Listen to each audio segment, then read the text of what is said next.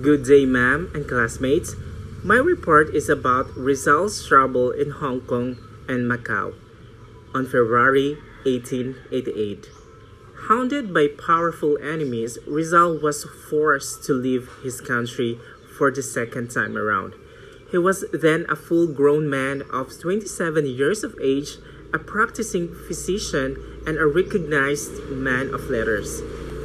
On February 3, 1888, after a short stay of 6 months in his beloved Calamba, Rizal left Manila for Hong Kong on board the Zafiro. He was sick and sad during the crossing of the choppy China Sea. Rizal did not get off his ship when it made brief stopover at Amoy on February 7 for three reasons. First, he was not feeling well. Second, it was raining hard. And third, he heard that the city was dirty. During his stay in Hong Kong, a British colony, Rizal wrote a letter to Blumentritt, dated February 16, 1888, expressing his bitterness. Rizal stayed at Victoria Hotel.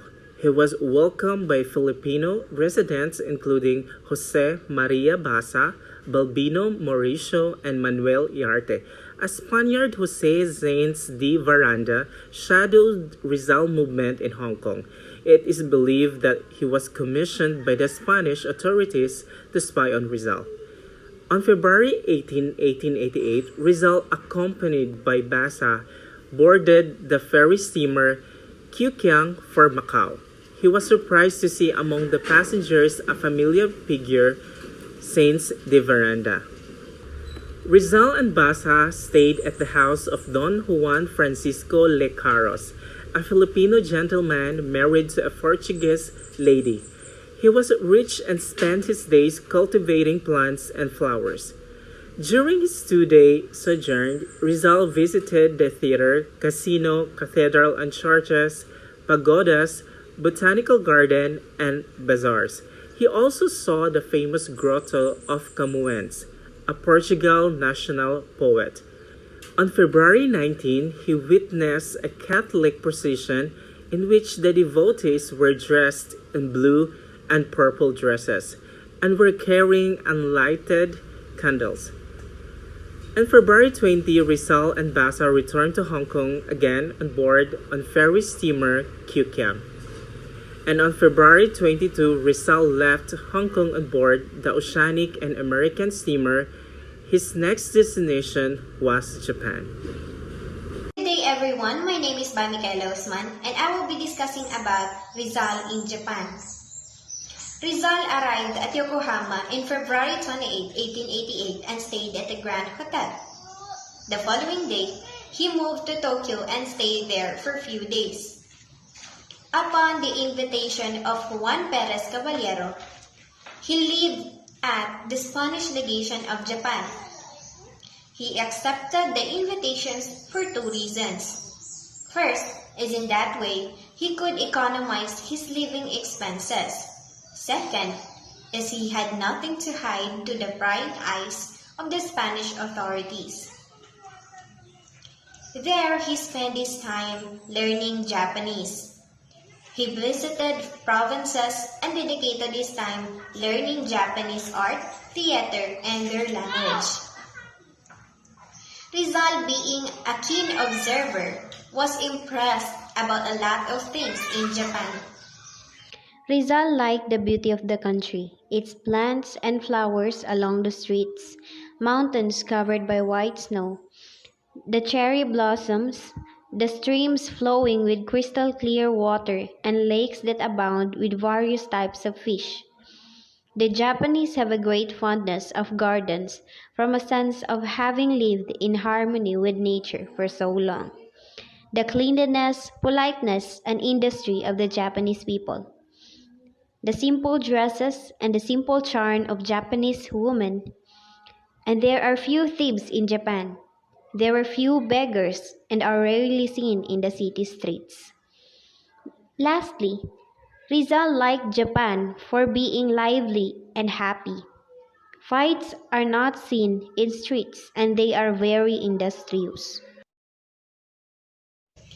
But in spite of the pleasant experiences and beauty of the country, Rizal didn't like men pulling rickshaws like horses. Now, let's talk about Rizal's romance. It is said that upon his stay in Japan, he met a lady named Seko Usui, a samurai's daughter, or simply called Ose-san.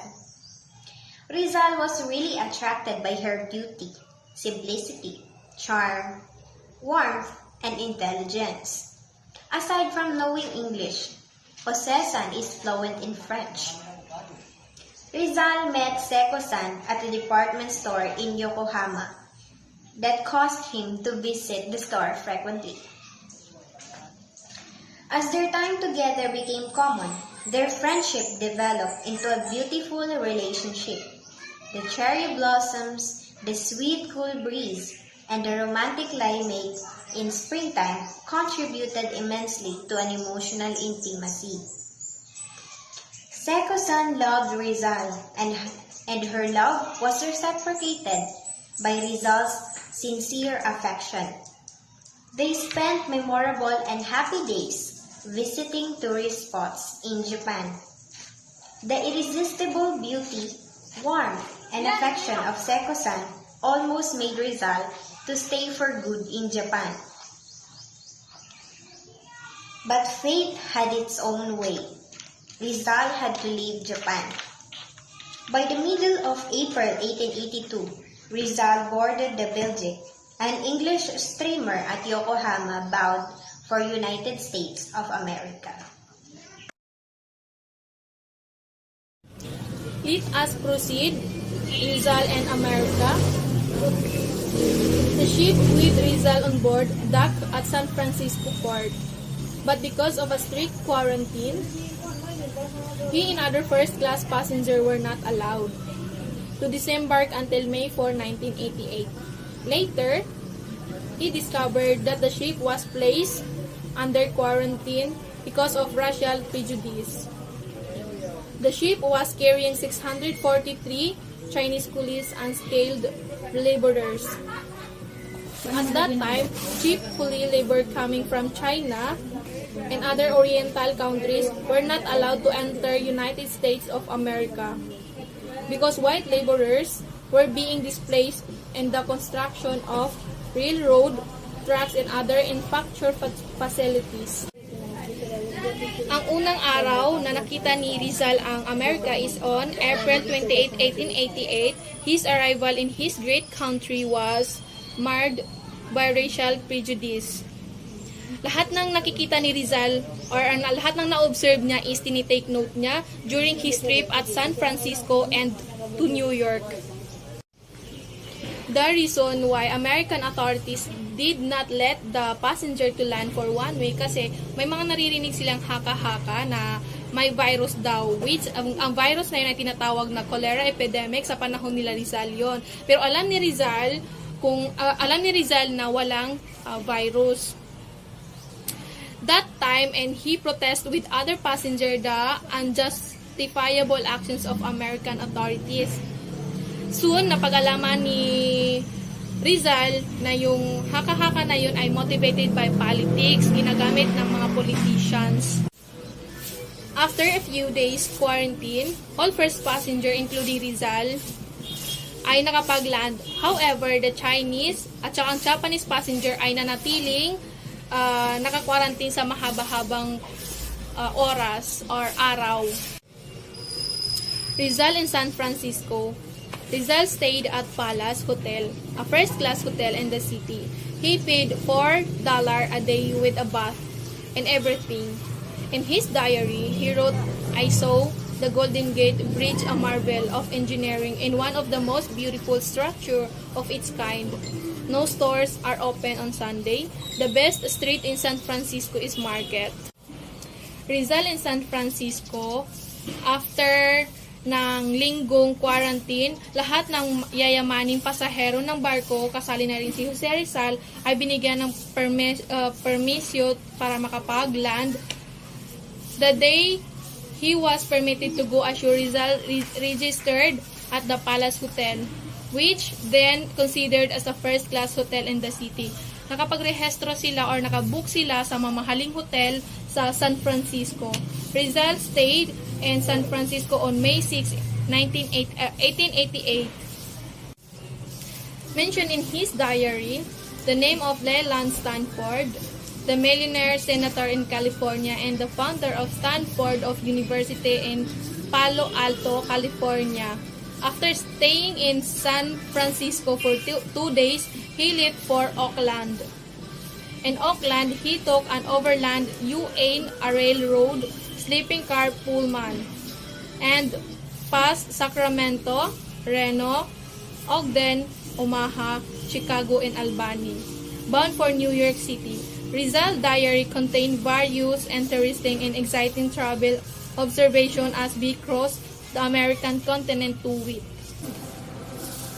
Leland Stanford, Rizal mentioned him in his diary as a millionaire senator representing California in the U.S. Senate. At that time, he was the benefactor of the Stanford University.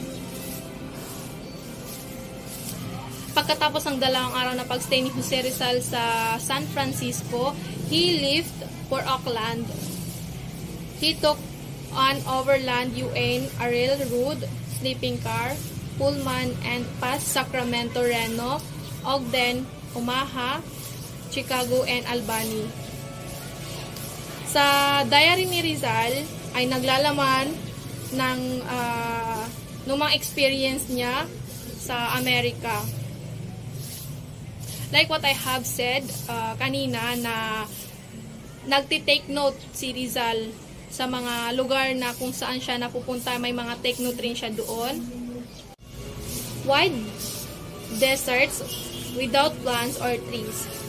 Far from desert can be seen blue mountains. In Ogden, the fields are seen with horses, oxen, and trees. The mountains at distance are covered with snow. The bank at Salt Lake are more beautiful than other things I saw. There are mountains in the middle of the lake like islands of Salem and Laguna de Bay.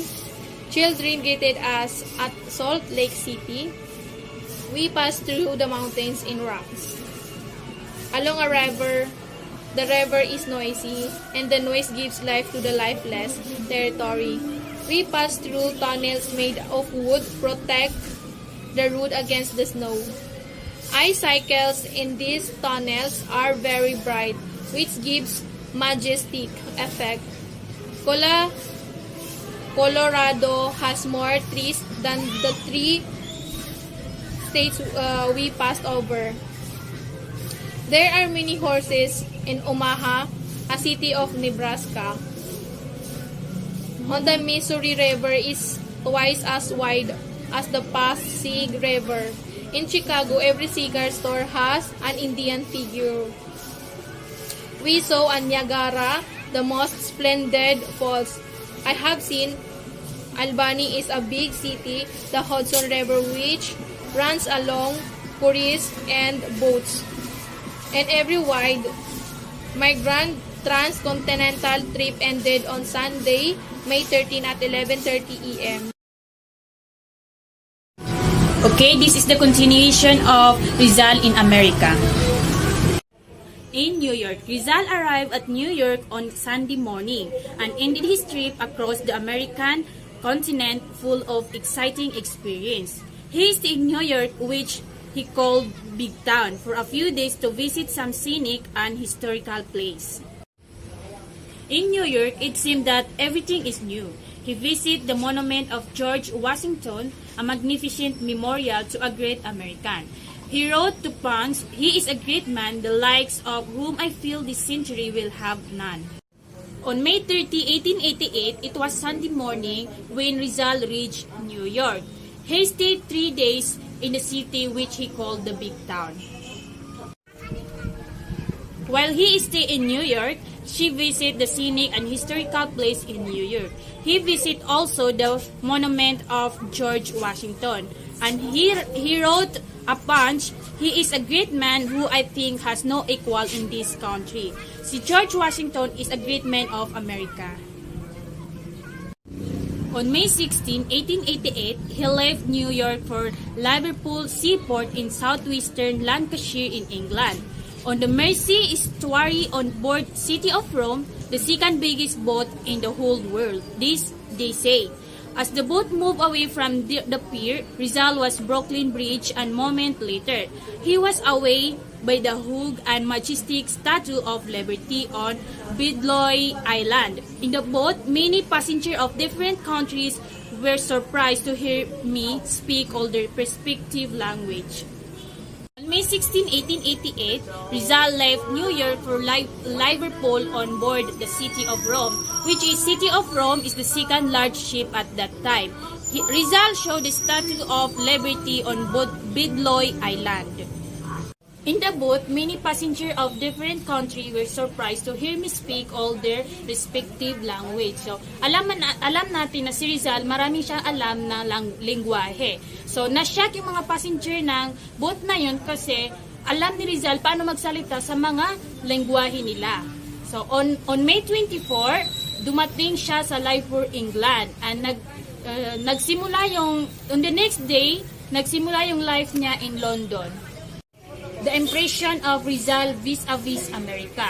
Rizal, the good impression include the following. Material progress of the country as shown in its cities, farms, and industry.